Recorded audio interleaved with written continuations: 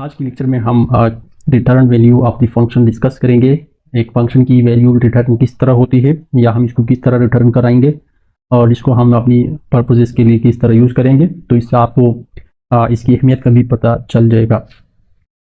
इससे पहले जो आप कोड देख रहे हैं स्क्रीन के ऊपर, ये हमारे प्रीवियस लेक्चर की कोड है और ये कोड हमने पिछले लेक्चर में डिस्कस की है जब हम आर्गुमेंट्स और पैरामीटर्स को देख रहे थे। तो यहाँ से इसमें कुछ भी नहीं है, हमने सिर्फ दो नंबर्स डिक्लेयर किए हुए हैं और इसको हमने एक फंक्शन बनाया है अपना, जिसका काम है दो नंबर्स को ऐड करना और प्रिंट करना। ठीक है, तो इसके लिए हमने दो नंबर्स यहाँ मेन के अंदर डिफाइन किए हैं और इसी फंक्शन को इस लाइन से हमने कॉल किया। साथ ही हमने दो नंबर्स पास ऑन किए in the form of arguments, यहाँ in the form of parameters x and y उन्होंने रिसीव किए और उन पैरामीटर्स को हमने स्टोर किया इन द वेरिएबल एक्स और फिर यहाँ हमने प्रिंट किया।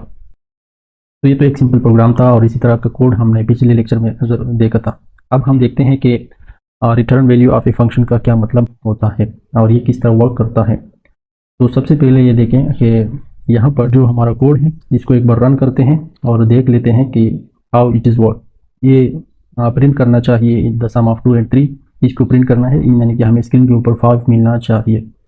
तो हम इसको कंपाइल करके रन करते हैं और आप देख सकते हैं the sum of your digits is equal to 5। So means that कि ये कोड जो है जो आप स्क्रीन के ऊपर देख रहे हैं इट इज़ परफेक्ट।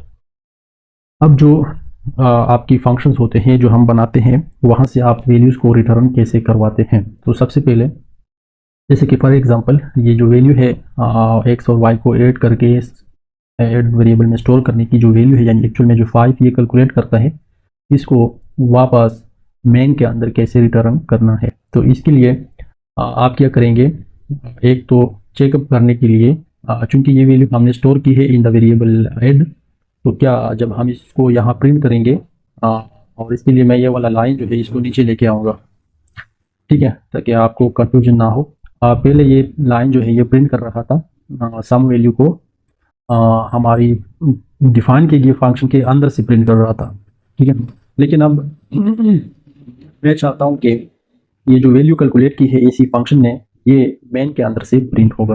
तो इसके लिए ज़रूरी है कि ये फंक्शन जो है इस वैल्यू को मेन के अंदर वापस भेज दें। तो क्या अब अगर हम इसको प्रिंट करेंगे तो वो भेजेगा या इसके लिए हमें प्रोसीजर करना पड़ेगा, यानी अपनी कोड के थ्रू इसको रिटर्न करवाना पड़ेगा। तो आप देखें इसको कंपाइलेशन के दौरान ही आपको नज़र आएगा कि इसमें एक एरर नज़र आएगा आपको, और एरर ये है कि इसमें आपको मेन के अंदर ये जो आप ऐड वेरिएबल को प्रिंट करते हैं वो डिफाइन ही नहीं है, क्योंकि ये वेरिएबल तो हमने अपनी फंक्शन के अंदर डिफाइन की है यहाँ पर, और इसको यहाँ पे हमने कहीं पे भी डिफाइंड नहीं किया है। तो इसके लिए हम ऐसा करते हैं कि ये जो ऐड वेरिएबल हम यहाँ पे डिक्लेयर करने चाहिए हमें, इसको भी मैं नीचे लेके आता हूँ, यानी कि अब यहाँ पे हम इसको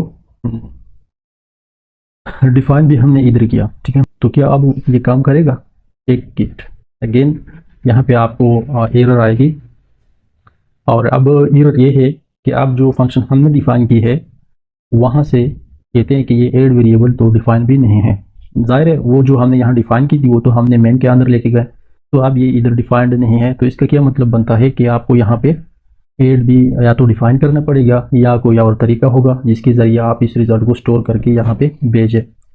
तो ये आपको हटाना पड़ेगा फिर, क्योंकि ये तो आपको एरर दे रहा है क्योंकि ऐड डिफाइन नहीं है और आप इसको यूज़ कर रहे हैं। अब जब मैं इसको हटाऊँगा तो क्या होगा, तो अब एरर तो कोई नहीं है लेकिन हमारा कोड काम ही नहीं करेगा। This sum of your digits is equal to 0, हमें तो 5 मिलना चाहिए था।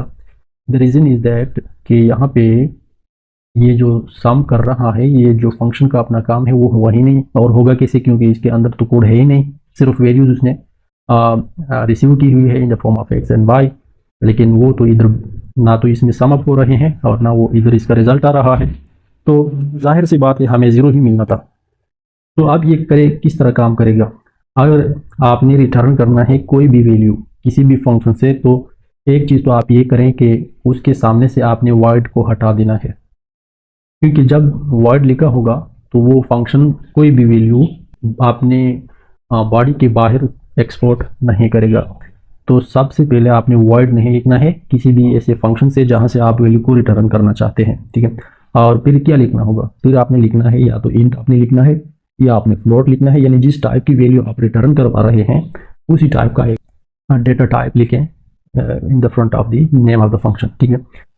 जैसे यहाँ पर मेन के आगे क्या लिखा गया है, इंट, तो इट मीन्स दैट कि it will return N integer value, ठीक है, और वो ये है 0। तो इसी तरह हमें भी यहाँ पे भी कुछ लिखना होगा। तो यहाँ पर आप देखिए हमें तो इन दो नंबर्स का सम चाहिए, 2 + 3 which is equal to 5 and 5 is an integer. तो हमें इंटीजर वैल्यू रिटर्न करवाना है, तो इसलिए हम यहाँ इसके आगे लिखेंगे इंट। लेकिन इतना काफ़ी नहीं है, अब हमने रिटर्न भी करवाना है। तो जो वैल्यू आप रिटर्न करते हैं वो आप इससे पहले आपने क्या लिखना है, रिटर्न नाम का वेरिएबल आपने लिखना है। तो आप लिखेंगे रिटर्न, ठीक है, और यहाँ से आप जो भी रिटर्न करेंगे वो आ जाएगा उसी पॉइंट पे जहाँ से उसको कॉल किया जाता है। जैसे कि हम लिखते हैं कि रिटर्न एक्स और वाई को सम करो, यानी रिटर्न वापस हमने क्या भेजना है, total of X plus Y. तो एक्स और वाई की जो वैल्यूज़ आपने रिसीव की है उसको आप ऐड करो और यहाँ से रिटर्न यानी वापस भेज दो उसी पॉइंट पे जहाँ से आपको कॉल किया गया है। तो इतना लिखने के बाद क्या हमारा रिजल्ट आएगा, लेट्स चेक। अगेन यहाँ पे आप देखें the sum of your digits is equal to 0, क्योंकि यहाँ पर हम जिन वैल्यूज़ को प्रिंट आउट कर रहे हैं वो तो हम एड की वैल्यू प्रिंट करते हैं, और एड को आप देखें यहाँ पर हमने सिर्फ डिक्लेयर किया है, उसके अंदर हमने किसी भी तरह की कोई वैल्यू स्टोर नहीं की है। तो इसी एड के अंदर अगर आपने वैल्यू स्टोर करना है तो आप कैसे करेंगे, वो भी वो वाला वैल्यू जो आप क्या करते हैं रिटर्न से आ रही है, ठीक है। तो इसके लिए आपको क्या करना है, एड नाम का आपका जो वेरिएबल है उसमें आपने असाइन करना है क्या, वो वैल्यू जो रिटर्न से आ रही है। अब रिटर्न वैल्यू कहाँ पे भेज रहा है, सबसे पहले इस पॉइंट को नोट करो। रिटर्न जो वैल्यू होती है वो उसी पॉइंट पे भेजती है जहाँ से उसको कॉल किया जाता है। तो इसी फंक्शन को आप देखें कि ये कहाँ से कॉल किया गया है, it is called from that line, यानी ये सम फंक्शन के पास आ रही है। तो इसका मतलब ये हुआ कि हमें ये सम फंक्शन जो है जो हमने कॉल किया हुआ है ये पूरा कॉल जो है हमने असाइन करना है टू द वेरिएबल एड। तो इसको हम यहाँ से अगर देखें हटा ले और इधर लिख दें Ctrl+V के थ्रू हम इसको पेस्ट आउट करते हैं, यानी जो कॉल हम कर रहे थे उसी फंक्शन को वो पूरी कॉल हमने एक वेरिएबल को असाइन कर दी। तो अब होगा क्या कि यहाँ से जो वैल्यू रिटर्न होगी यानी सम, वो आएगी सम फंक्शन के अंदर। सम फंक्शन तो एक्चुअल में ये है, लेकिन ये आप जो वैल्यू रिटर्न करती है ये वापस उसी जगह पे आ जाती है जहाँ से उसको कॉल किया गया था। तो कॉल तो हमने इसमें से किया था, तो इसका मतलब ये है कि वैल्यू इधर आई है। अब जो वैल्यू इधर आई है उसको आपने किसी वेरिएबल के अंदर स्टोर करना है और उसको हमने असाइन किया टू द वेरिएबल एड, यानी आप जो वैल्यू वहाँ से रिटर्न हुई वो आ गई सम के अंदर और सम ने हवाले किया, स्टोर किया इन द वेरिएबल एड। अब अगर आप एड को प्रिंट करेंगे तो उसमें आपको वही वैल्यू मिलेगी जो इसी फंक्शन ने रिटर्न की है, यानी सम की है। देखते हैं कि क्या ये सच है, सही है या नहीं। तो कंपाइल करते हैं और कंपाइल करने के बाद इसको हम रन करते हैं और अब आप देखें कि the sum of your digits is equal to 5। It means that कि अब हमारा जो फंक्शन है वो इन दो वैल्यूज़ को जो num1 और num2 आर्गूमेंट्स की सूरत में उसको पास किए गए थे वो रिसीव कर रहा है और स्टोर करता है in the parameter X and Y, और फिर उन दो पैरामीटर्स को ऐड करता है और जो रिजल्ट बनता है वो रिटर्न करता है वापस अपनी कॉलिंग पॉइंट पे, और जो कॉलिंग पॉइंट पे आ जाती है वो असाइन करती है वेरिएबल एड, यानी एड में स्टोर करती है और इसी तरह वो अब हमारे पास प्रिंट हो रही है। तो इस तरीके से इस फंक्शन ने रिटर्न किया रिजल्ट को, ठीक है, और वो आपने देखा कि इस तरह काम बन गया। आप ये इस तरीके से भी कर सकते हैं कि अगर आप डायरेक्ट इसको यहाँ पे ऐड कर नहीं कर सकते तो आप इस वेरिएबल में पहले इसको स्टोर करें। जैसे कि मैं यहाँ पे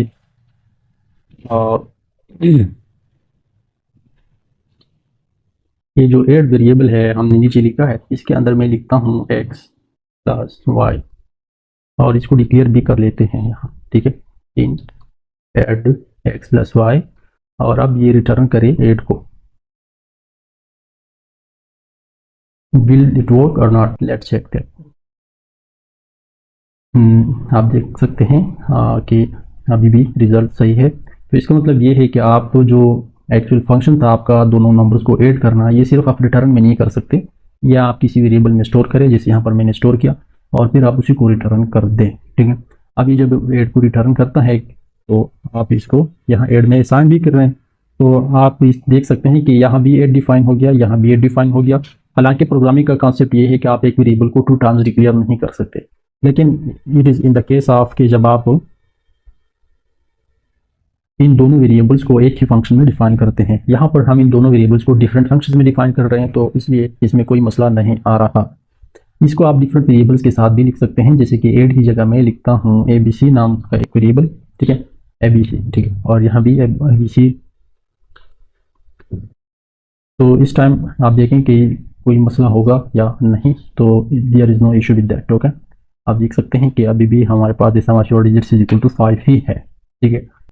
तो आपने देखा कि हम एक फंक्शन को वैल्यू को हम इस तरीके से रिटर्न करते हैं to that point from where it is called, ठीक है। और यहाँ से आप देख सकते हैं कि हम मेन के अंदर से इसको प्रिंट कर रहे हैं। इसका मतलब ये है कि यहाँ से जो रिजल्ट बनता है वो इधर वापस आ रहा है। तो इस तरीके से आप एक फंक्शन के अंदर से वैल्यू को पास कर सकते हैं इन द फॉर्म ऑफ आर्गुमेंट्स, और फिर आप इसको आपने देखा कि पैरामीटर एक्स एंड वाई भी आपने देखे, और इसकी जो रिटर्न वैल्यू बनती है वो भी आपने देखी कि यहाँ भी प्रिंट हो सकती है। लेकिन अगर आप रिटर्न करते हैं तो बैक टू दैट पॉइंट जहाँ से आप इसको कॉल करते हैं, तो इस टाइम आप किस तरीके से ये चीज़ें करेगा। अल्लाह हाफ़िज़।